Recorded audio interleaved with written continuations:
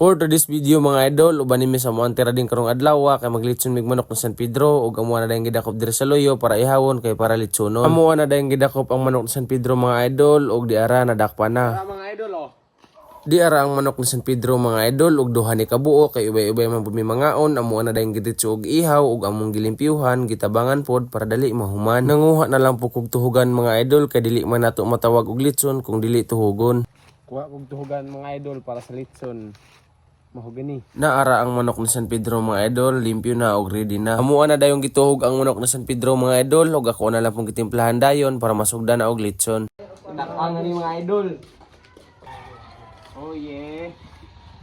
Di ara. O di ba perting plastara og perting pakaa gidrayaban din ako kay lisensyado man ta. O di ba pertiran dalia luto na murag feelings niya may rag sa una. Aray ko. Di ara perting plastara ug perting lamia mga unta mga idol. Aw di ara bakbaka na.